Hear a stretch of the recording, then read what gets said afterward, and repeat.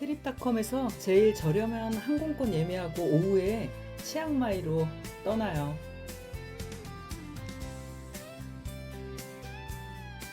30년 전 졸업여행으로 방콕을 갔었는데 그때 태국 북쪽 치앙마이 다시 가봐야지 했어요. 이렇게 즉흥적으로 떠나게 되었네요. 블로그나 유튜브 조금 보긴 했지만 걷고 배고프면 먹고 힘들면 커피 한잔 하면서 쉬자 이런 마음으로 갑니다. 한국보다 2시간 늦은 태국 상공에 해가 지고 있고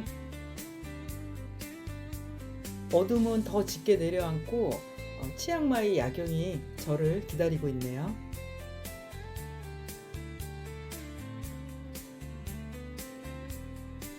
태국 입국할 때는 TDAC라고 입국 신고서를 3일 전에 미리 인터넷이나 신고하셔야 합니다.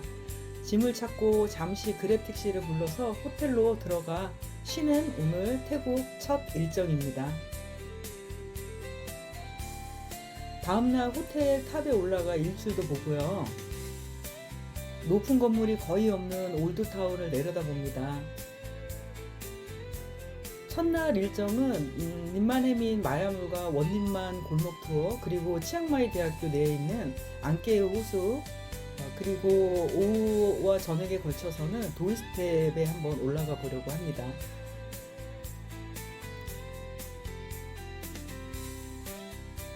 호텔은 올드타운 북쪽에 위치해 있어서 님만해민을 도보로 가능하고 마야물까지 걸어서 주민들의 실생활도 좀 보고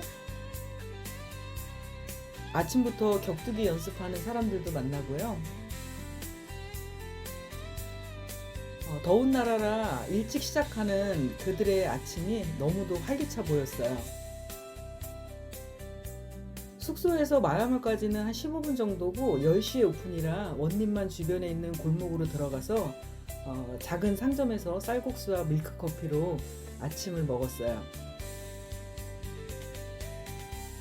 마야물은 우리나라 대형 쇼핑몰과 다름없어서 영상은 패스합니다.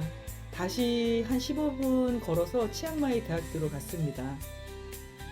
10밭을 내고 CMU 교내 이제 투어 버스를 타고 대학교를 한 바퀴 쭉 둘러볼 수 있는데요. 더운 낮 기온에 걸을 엄두가 나지 않아 편하게 이동수단을 선택했습니다. 치앙마이 대학길을 한 바퀴 쭉 돌고 나면 마지막에 앙케우 호수에 도착해요. 방콕을 중심으로 한 수도권에 설치된 이 치앙마이 대학교는 종합대학으로 최초의 태국 수도권 외에 있는 종합대학이라고 합니다. 나무들도 많고요. 치앙마이 캠퍼스 안에 나무와 숲이 울창하게 우거져 있었던 것을 볼 수 있습니다.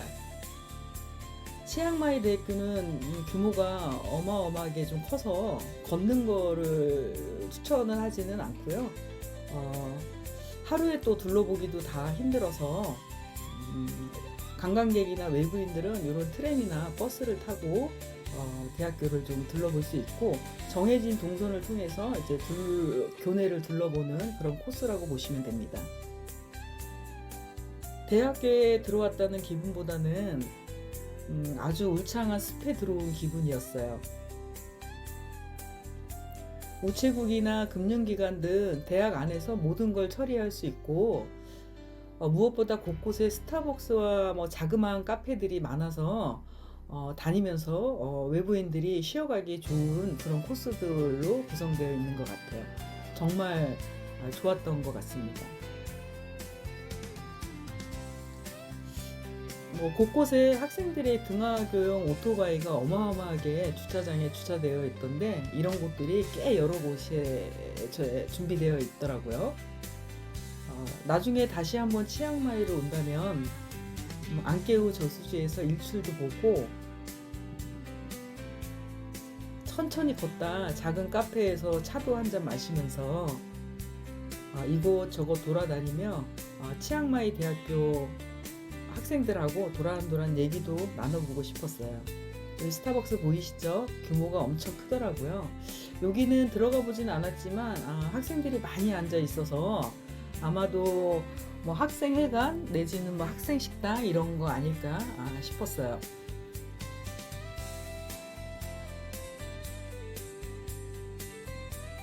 이 건물은 치앙마이 대학교 역사를 담은 핀말라 미술관이고요. 이제 조금 있으면 아름다운 앙케우 호수에 도착합니다. 앙케우 호수는 치앙마이 대학교에서 가장 유명한 관광 명소로 아침 일출이나 해질녘 호수를 비추는 그 붉은 노을의 일몰 명소로도 인기가 많고,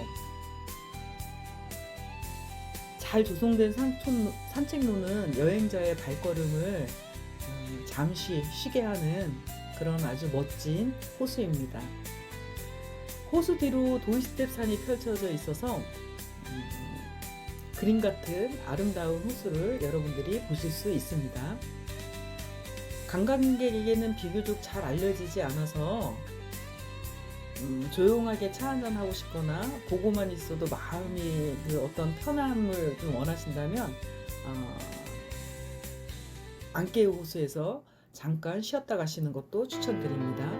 다음은 송테우를 타고 도이스텝으로 이동하는데요. 송테우는 트럭을 개조해서 만든 이동 수단인데 인원수가 어느 정도 차야 출발을 해요. 치앙마이 대학교 정문에서 도이스텝까지는 약 30분 정도 걸리고요. 낮에 도이스텝과 밤에 도이스텝을 보려고 저는 한 4시간 이상 도이스텝에서 머물렀습니다. 여기는 이제 도이스텝 올라가는 입구인데요. 도이스텝은 치앙마이 여행 중에서 필수 코스 중에 하나예요.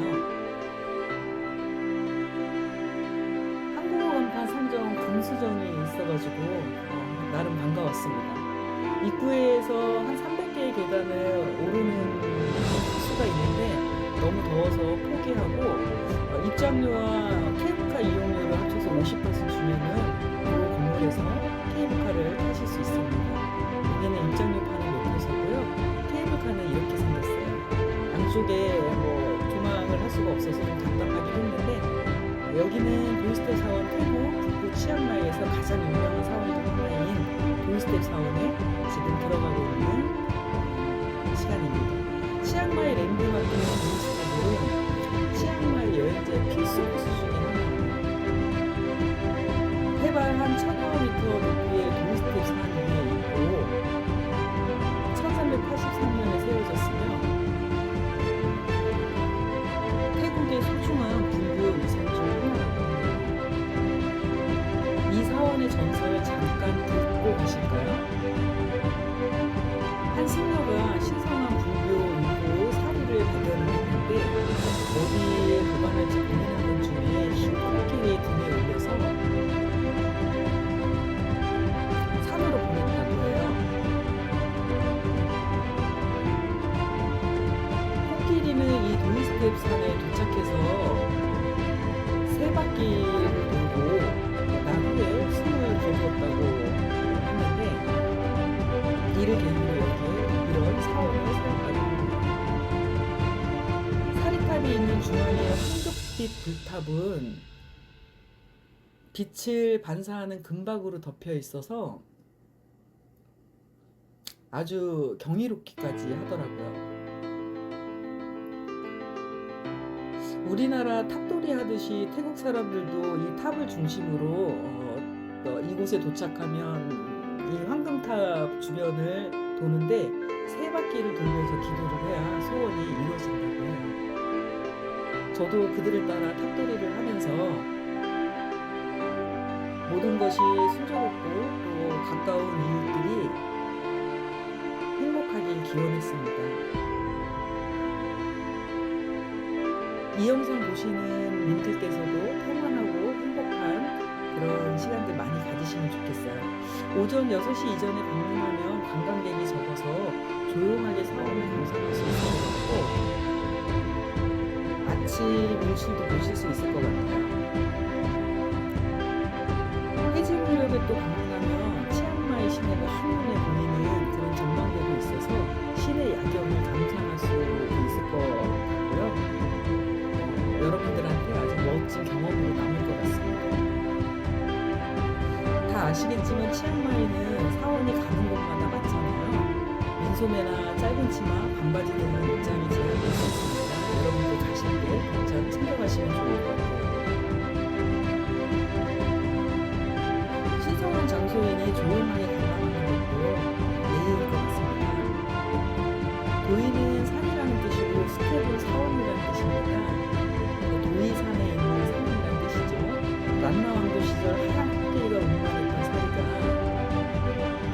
지금 이 황금 불타방에 안치되어 있다고 하니까 그 영업을 가지고 여러분들 해보세요.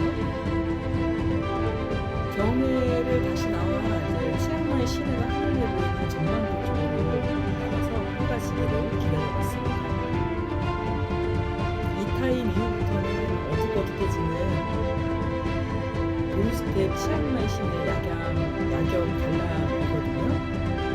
황금탑의 조명이 들어오면 신비로움과 야릇한 기분이 들어 세상의 모든 소원이 다 이루어질 것 같습니다. 잠시 감상해 보세요.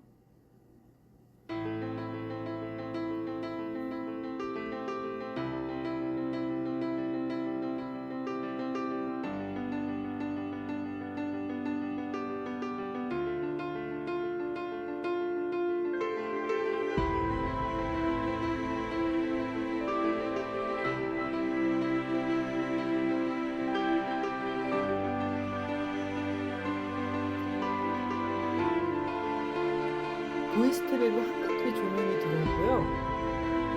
황금탑은 낮보다 더 수월하고 신비롭게 보였습니다. 어떠세요? 너무 멋있죠?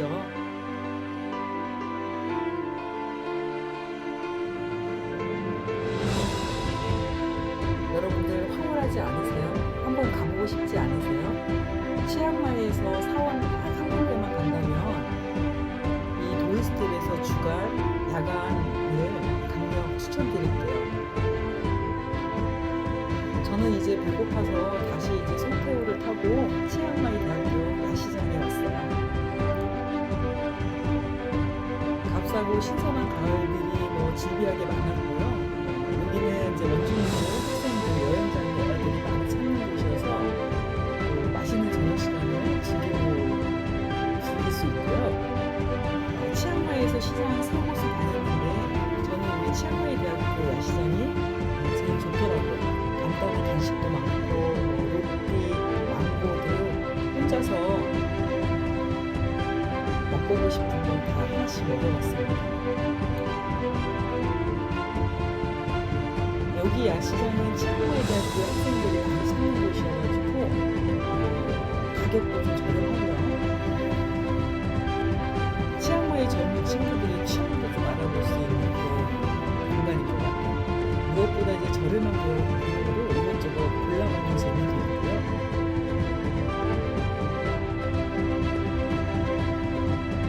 오늘 1일차 일정은 마야몰에서 원룸만 골목 투어를 진행을 했고 치앙마이 대학교에서 앙케우 저수지를 둘러보고요.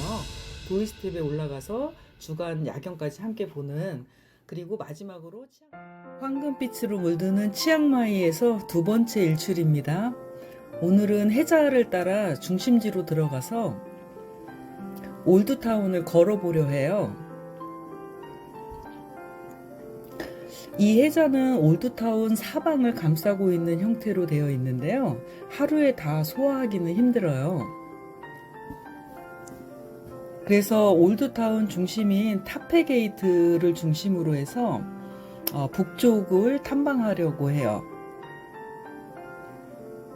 이 북쪽으로 왓 프락싱, 왓 체디루앙 등 또 왓 치앙만 등 란나 왕조의 오래된 사원들이 많이 있어서 올드타운으로 한번 같이 들어가 보실까요? 첫 번째 만난 왓 트루쿠 사원인데요.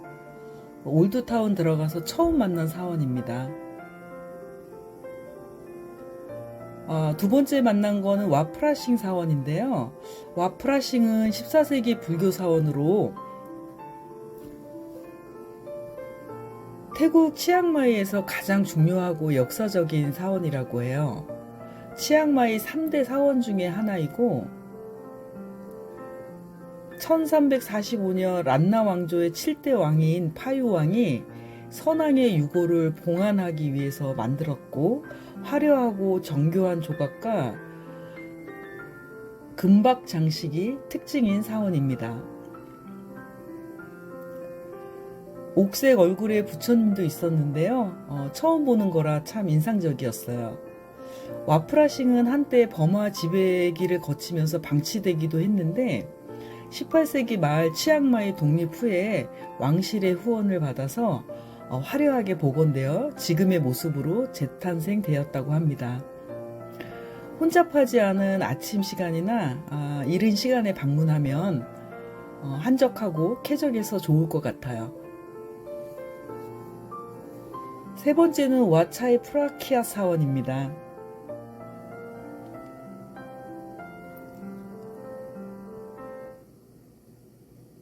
중심부 쪽에는 사원이 많아서 걷는 데마다 지나치기가 어려워서 여러 군데 계속 둘러봤습니다. 네 번째는 왓 판타온 사원인데요.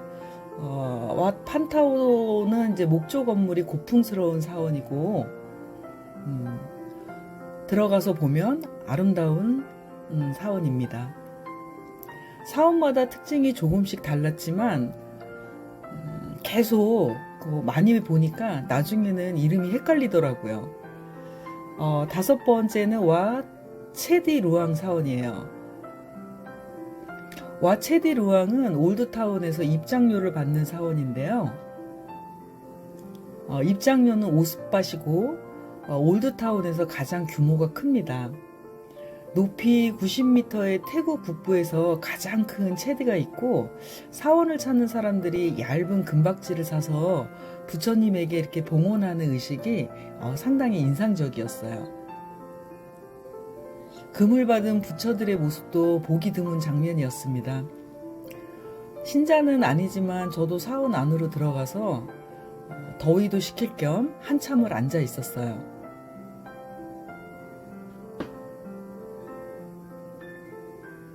건물 외관은 흰색으로 되어 있어서 되게 신성해 보였고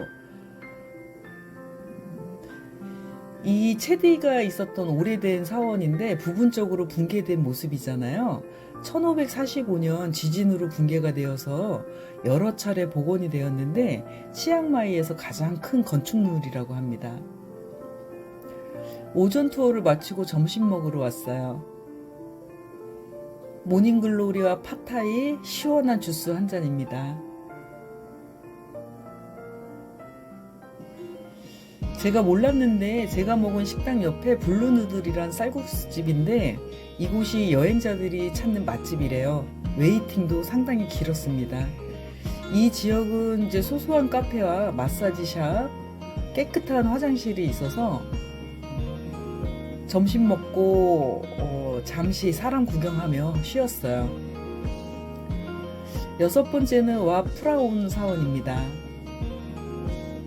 와 판타온 사원 안에 야시장이 열리는데 우리 입장에서는 상당히 특이한 사원이고요. 일곱 번째는 왓선포 사원이에요. 이 사원에서는 사원 안에서 마사지를 하고 있더라고요. 그래서 돌로 쌓여있는 석탑이 되게 인상적인 사원이고요. 여기가 이제 타페 게이트인데 올드타운으로 들어가는 관문이에요. 올드타운에는 이런 성벽이 5개나 있는데요. 이 게이트는 치앙마이가 란나 왕국의 수도로 지정되었을 무렵에 지어졌고 다른 성문과 비교해서 규모가 가장 크고요. 보존 상태가 좋은 건축물이에요. 여섯 번째는 왓 우몽 메탓 찬인데 이름도 발음도 잘 안 되네요. 방캉악 부근에 이제 동굴사원 왓 우몽과 이름이 비슷해요. 벽돌로 된 탑이 이색적이고 700년이나 되었다고 해요. 아홉 번째는 와 두엉띠 사원인데 규모가 작은데 휴식하기 좋고요. 여기는 이제 치앙마이에서 빼놓을 수 없는 사망산 광장이에요. 태국 북부 3개 지역 왕국의 전성기를 꽃피운 왕들을 기르기 위한 동상이 세워져 있어요. 이 광장은 거리인데요. 근처에 학교가 여러 개가 있더라고요.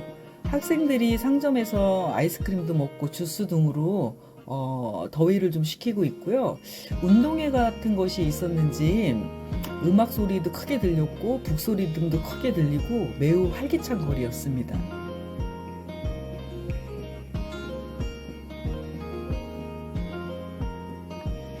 10번째는 왓 치앙만 사원인데요. 올드타운에서 꼭 둘러봐야 되는 사원이고 웅장한 코끼리 석상이 반겨주는 사원이에요. 13세기에 지어졌고 금으로 된 사립탑이 있다네요. 치앙마이에서 가장 오래된 사원이고 아름다운 부지에 고대 불상과 코끼리 조각상이 탑을 받치고 있는 것이 인상적인 꼭 둘러봐야 할 사원입니다. 11번째는 왓센 무앙마 루앙 사원이에요. 잘 알려지지 않았다는데 고요하고 한적한 사원이었어요. 골목 안에 있어서 그런지 사람들이 그냥 지나치나 봐요. 건축물도 화려하고 아름답고 사람들 발길이 번잡하지 않아 좋았습니다. 와프라싱 와 치앙만도 좋았지만 하루 여행의 마지막쯤 만난 올드타운 북쪽의 샌무앙마 루앙 사원도 깊은 인상이 남는 사원이었어요. 어둑어둑해지려는 늦은 오후에 저무는 햇살이 비추는 사원의 정취가 한가득 눈안에 남았습니다.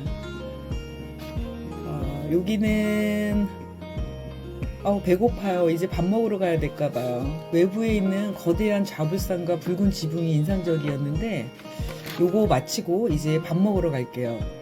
하루 종일 걸었더니 좀 힘드네요. 이 게이트는 올드타운 북쪽의 창푸아 게이트라고 하는데요. 이 게이트를 건너면 바로 창푸아 야시장도 열리는 곳이에요. 북쪽 해자도 건너고요.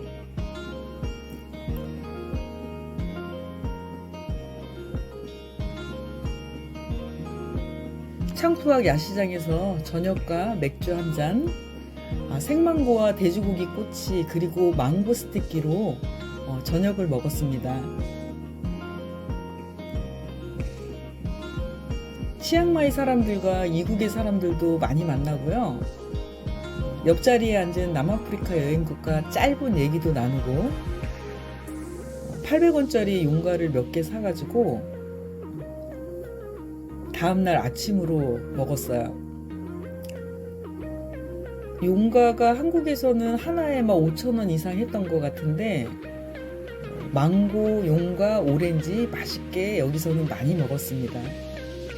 두리안을 좀 먹어볼까 했는데 손이 가지를 않아서 두리안은 다음에 도전하기로 했습니다. 오늘 먹은 음식 중에 망고 스티키가 인상적이네요. 망고와 찰밥 어울릴까 싶은데 엄청 잘 어울렸어요. 찰밥의 쫄깃함과 망고의 부드러움이 입에서 살살 녹았습니다. 올드타운 사원 투어 어떠셨어요? 메모하면서 다녔는데 혹 이름이 틀릴 수도 있으니 양해해 주시고요. 행복했던 올드타운의 기록은 여기까지 마치고 다음은 치앙라이 화이트 블루 레드 사원에서 만나요. 치앙마이 3일차 아침입니다. 오늘은 치앙라이 삼색 사원을 방문하는 1일 투어를 신청했어요.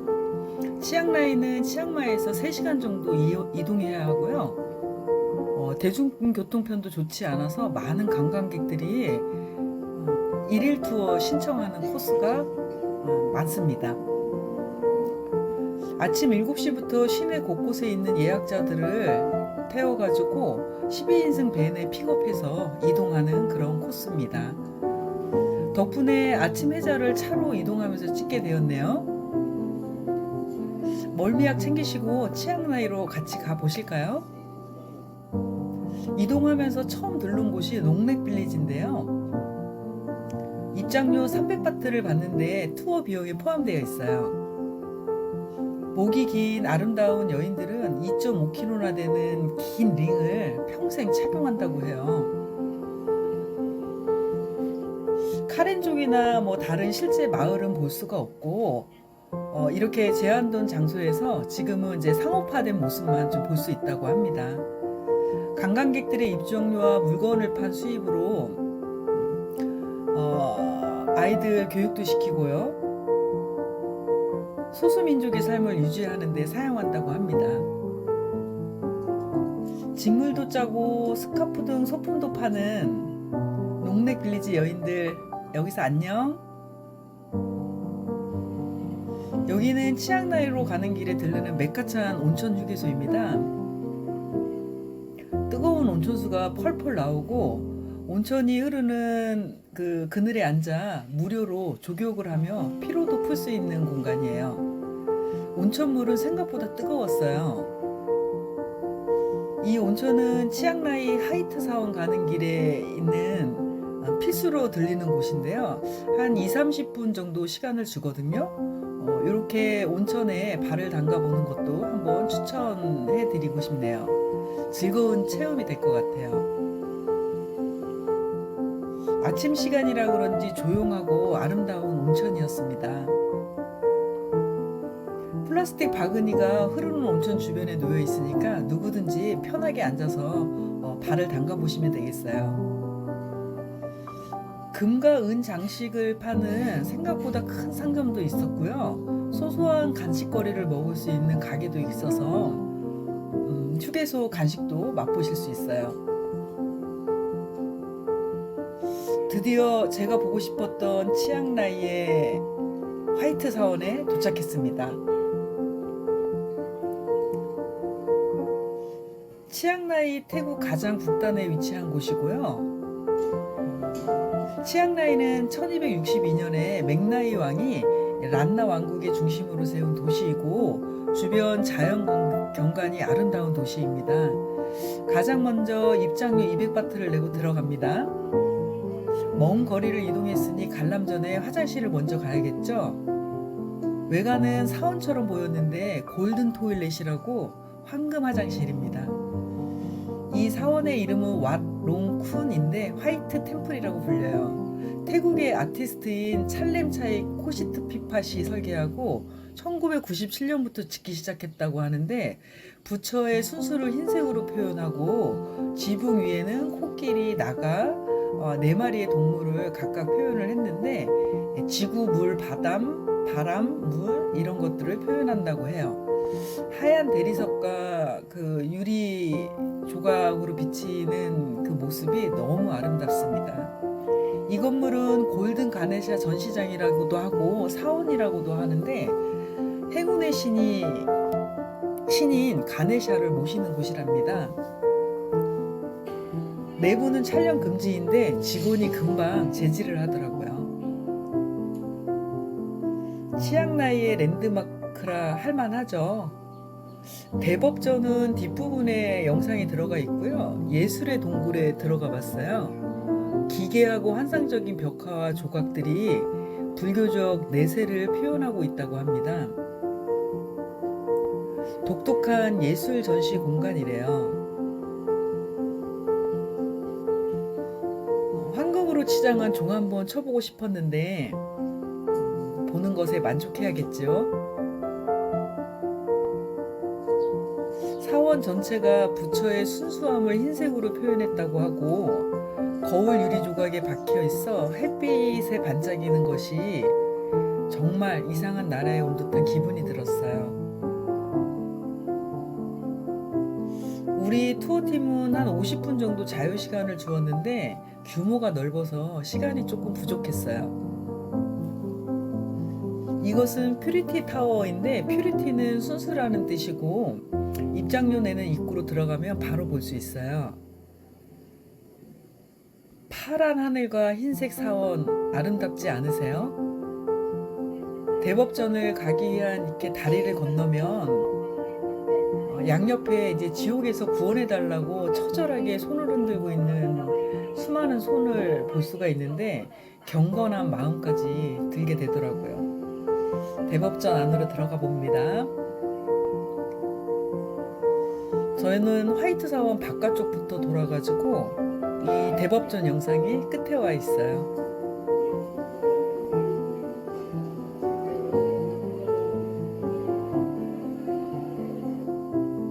정말 정말 멋지고 환상적인 처음 보는 사원입니다. 화이트 사원 관람이 끝나면 이렇게 뷔페식으로 점심을 먹는데요. 이것도 투어 비용에 포함되어 있어요. 다음은 블루 사원에 도착했어요. 화이트 사원보다 작은 규모고 사원 앞까지 바로 밴들이 들어와가지고 여행자를 이제 내려놓는데요. 블루 사원은 2005년부터 지어진 비교적 이제 현대전 사원이라고 하는데 태국 전통 사원 양식과 디테일한 장식이 특징이고요. 흰색 붓상과 파란색이 묘한 분위기를 내는 그런 사원이었어요. 그냥 가는 곳곳마다 파란색이었는데 너무나 강렬한 인상을 주었습니다. 우리나라 절은 사천왕이 지키고 있는데 여기는 이름은 잘 모르겠네요. 본당 안의 부처님은 흰색입니다. 천정이 높아서 개방감이 있었고 내부는 좀 시원했어요. 하얀 부처님 주위로 푸른빛의 조명이 아주 신비로움을 자아내는 사원입니다. 진한 청색의 외관과 하얀 부처님, 이동하면서 계속 머릿속에 남았던 그런 청색 사원이었습니다. 이 사원은 이제 다음 레드 사원인데요. 이름은 레드지만 사원 안으로 들어가면 부처님이 하얀색으로 앉아 있고 건축물은 이제 중국과 란나 스타일을 혼합했다고 해요. 커다란 이제 부처를 만나려면 언덕으로 올라야 하는데 입구에서 무료 셔틀을 운행하고 있었습니다. 한 5분 정도 가면 이제 주차장에 내리는데요. 편의점도 있고 화장실도 있고 꽤나 넓은 공간이었어요. 이 부처님을 빅부다라고 부른다는데 어마어마하죠. 한 25층 높이라고 해요. 신발을 벗고 내부로 들어가 입장료를 내면은 부처님 머리로 올라가는 엘리베이터를 타고 올라갑니다. 계단이 있다는데 계단은 이용을 잘 안 해요. 멀리서 보면 조각금이 되게 정교한 듯 보이기는 하는데 흰색 문양들을 계속 둘러보면 정신이 맑아지는 게 아니라 이상해지는 기분이 들어요. 한층 올라가면 이제 유리창들이 있어서 그 틈으로 산으로 둘러싸인 그렇게 크지 않은 치앙마이를 한눈에 볼 수 있었습니다. 지금 이 틈은 외부에서 보면 부처님 눈이라고 보시면 되세요.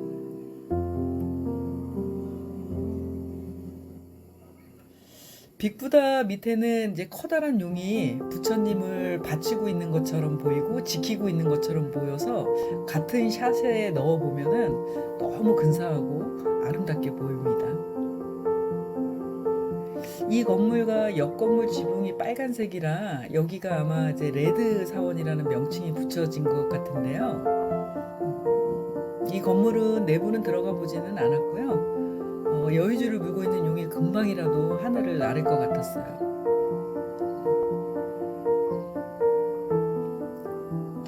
여기는 이제 옆에 있는 백석 사원으로 들어가 봤는데요. 여기도 이제 부처님은 하얀색으로 만날 수 있고요. 각각 이제 독특한 인상을 주었던 화이트, 블루, 레드 사원인데 기회가 된다면 다시 한번 와보고 싶어요. 돌아가는 길에 들린 주유소가 있는 휴게소인데요. 휴게소 안에는 태권도를 가르치는 도장이 있었어요. 아이들이 태권을 외치는 걸 보니까 괜히 뿌듯한 마음이 들더라고요. 푸릇한 논두렁을 끝으로 치앙마이 안녕, 다음에 만나요. 치앙마이 4일차 아침이에요. 치앙마이에서 마지막 날이기도 하고요. 볼트 택시를 불러서 치앙마이의 젖줄인 핑공강 주변의 아이론 브릿지에서 일출을 맞았습니다. 핑강의 폭은 50여 미터로 넓지 않고요. 바로 위쪽에 나라왓 브릿지도 걸어서 만날 수 있어요. 핑강 주변으로는 강뷰 레스토랑도 많고 야경을 감상할 수 있는 유람선이 운행한다고 하니 다음 치앙마이 방문 때는 꼭 이쪽 동네를 둘러봐야겠어요. 이 나라와 브릿지를 건너 쭉 한 10분 정도 직진하면 와로로 그 아침 시장이 열리는 곳이 있는데요. 여기서 간단한 간식이나 맛있는 아침을 즐기셔도 좋을 것 같아요. 시장 상인들이 장사 준비를 막 시작하고 계셨어요. 호텔로 돌아와 체크아웃하고 짐을 맡기고요. 바이크를 불러 오늘은 왓우몽하고 동굴사원으로 지금 가고 있는데, 도착하니 사원 안에 호수도 있고요. 닭 우는 소리가 여기저기서 들렸어요. 왓우몽은 고대 불교 사원으로 13세기 란나 왕국 시대에 지어졌는데 동굴 형태의 양식이 좀 특징적이라고 볼 수 있고요. 명상을 위한 평화로운 장소로도 유명하다고 합니다. 커다란 나무들과 새소리, 조용히 흐르는 작은 호수가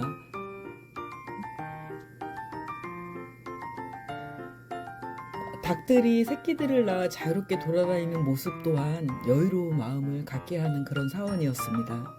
우몽은 태국어로 터널이라는 뜻이고, 동굴사원 뒤쪽으로 올라가면 파고다가 있는데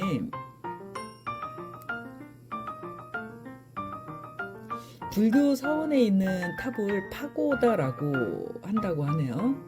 동굴사원으로 들어가려면 입장료 20바트를 내야 합니다. 다른 사원에서 오신 스님들도 여기가 처음인지 사진도 찍으시고 기념하고 계시네요. 사원 옆에 마당인데요. 모기에 잘린 부처가 있었는데 그 주변으로 기도하는 마음 가득 담은 소원을 올린 작은 불상들이 놓여져 있었는데, 오래전에 발굴한 유물 같기도 했었어요. 동굴 내부로 한번 들어가 볼까요? 와두명의 이제 독특한 터널 구조는 그 당시 숙녀들이 명상과 수행을 위해서 고안한 것으로 추정되고요. 터널 안에 고요하고 어두운 환경은 외부의 방해 없이 명상에 집중할 수 있어서 현재까지도 많은 승려들이 찾는 곳이래요. 매일 오전 4시부터 8시까지 관람할 수 있다고 하니까 이른 아침이나 또는 늦은 시간을 선택하면 많이 덥지 않을 거예요. 와두몽 관람을 마치고 다시 바이크를 불러서 오늘의 마지막 코스인 방캉앗 예술가 마을로 이동합니다. 와두몽 사원에서 걸어서 갈 만한 거리이긴 한데 덥기도 하고 가는 길이 좁아서 좀 위험하기도 하고요. 싸게 바이크로 이동하는 것을 추천드릴게요. 방캉앗 예술가 마을 입구에 도착했습니다. 이 마을은 2014년에 치앙마이의 젊은 예술가들이 모여서 마을을 설립하였고, 현재는 치앙마이 대표 관광지로 자리 잡았다고 해요. 발 디딜 틈도 없이 사람들이 아주 많았는데요. 아티스트들이 자신들의 작품을 선보이기도 하고, 다양한 아트 갤러리, 공방, 카페가 모여 있어서 둘러보고 체험해보고 광장에 앉아서 차도 마시면서 쉬려면 한 2시간 정도 잡고 가시는 게 좋을 것 같네요. 아기자기한 감성으로 꾸며진 공간도 많고요. 골목골목을 걷다 보면 치앙마이의 젊은 감성과 감각을 느끼기에 충분할 것 같아요. 사진 찍기 좋은 장소도 많고, 이국적인 분위기에서 조금 이제 시내보다 감나가는 커피도 마시면서 가까운 사람과 소소한 대화도 나누면 이것이 여행이지 할 것 같아요. 혼자 여행하는 저는 방캉앗 마을을 마지막으로 볼트가 잘 잡히지 않아서 호텔 앞에 세워져 있는 택시를 불러서 공항으로 이동하고 있습니다. 올드타운 남쪽으로 2월 13일부터 꽃축제가 열리는데요. 그 준비가 한창인 것 같아요. 다음에 다시 만날 것을 기약하면서 치앙마이에서의 4박 5일 일정을 마칩니다. 시청해주셔서 감사합니다.